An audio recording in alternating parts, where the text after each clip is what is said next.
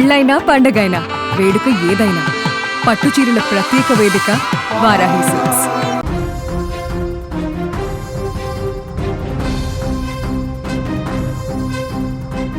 వెనుజులా పరిస్థితి చాలా చాలా దయనీయంగా మారింది.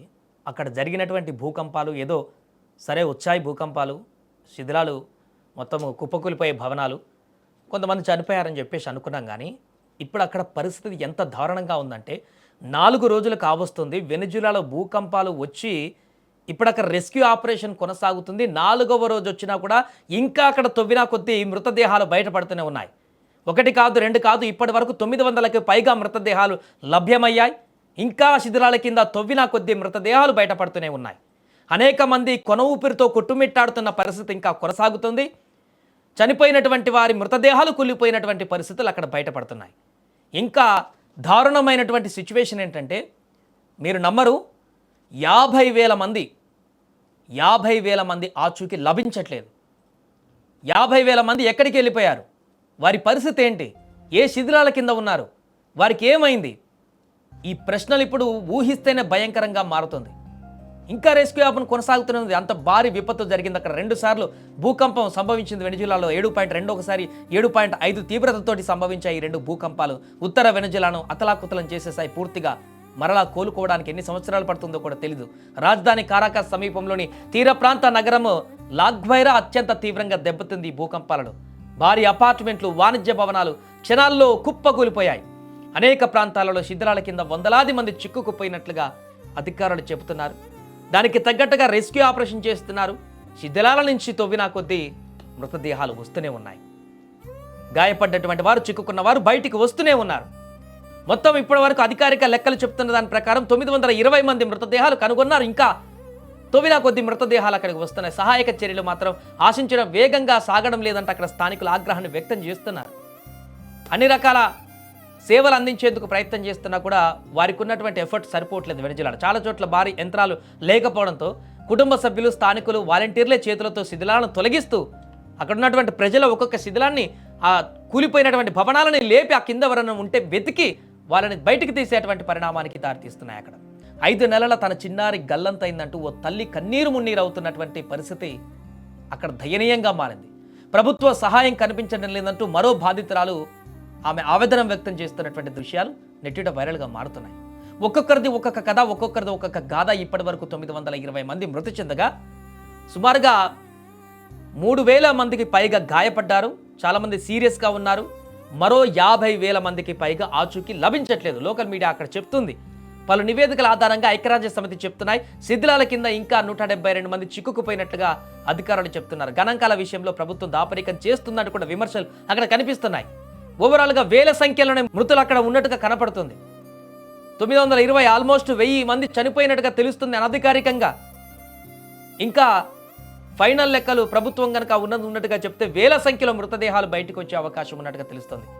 ప్రజల ఆగ్రహానికి తాత్కాలికంగా అధ్యక్షురాలు డెల్సీ రోడ్రిగెస్ పైన వ్యక్తమవుతున్న ఆగ్రహం. బాధిత ప్రాంతాలలో పర్యటించినప్పుడు అధ్యక్షులు స్థానికులు ప్రభుత్వ నిర్లక్ష్యాన్ని నిరసిస్తూ నినాదాలు కూడా చేశారు. పరిస్థితుల దృష్ట్యా విపత్తు ప్రభావిత ప్రాంతాలలో రాత్రి 8 గంటల తర్వాత ప్రవేశాన్ని అధికారులు తాత్కాలికంగా నిషేధించారు. అదే సమయంలో పాజిటివ్ వీడియోలను ప్రభుత్వం వైరల్ చేస్తుందంటూ కూడా విమర్శలు వస్తున్నాయి. సరేది పక్కన పెడతా ఆ విషయం. ప్రస్తుతం అక్కడ ఎంత దయనీయమైనటువంటి పరిస్థితి ఉందంటే అక్కడ చిన్నారులను, వృద్ధులను, మూగజీవులను రక్షించిన వీడియోలను కూడా రిలీజ్ చేస్తుంది. అయినప్పటికీ ప్రజాగ్రహం మాత్రం చల్లడడం లేదు. ఇది ఒక పెను విపత్తుగా మారింది. ప్రపంచ దేశాలన్నింటిని కూడా భయాందోళనకు గురి చేసేటువంటి పరిస్థితి ఏర్పడింది. గతంలో వచ్చినటువంటి అన్ని భూకంపాల కంటే అత్యంత దారుణమైనటువంటి పరిణామంగా మారింది ఈ యొక్క భూకంపం. చాలా లాస్ కలిగించింది వెనుజులాకి. ప్రాణ నష్టం, ఆస్తి నష్టాలు పోతే మళ్ళీ తిరిగి సంపాదించుకోవచ్చు. మన రష్యాలో కానీ, ఫిలిప్పీన్స్లో కానీ, జపాన్లో కానీ అనేక దేశాలలో భూకంపాలు వచ్చినా అక్కడ ఇలాంటి ప్రాణ నష్టాలు ఎక్కువగా జరగలేదు. కానీ వెనుజులాలో వచ్చినటువంటి ఈ భూకంపము ఈ దశాబ్దాల్లోనే అత్యంత దారుణమైనటువంటి భూకంపంగా మారింది. వేల సంఖ్యలో మృతులు సంభవించడం అనేది అంత ఆషామాషి విషయం కాదు.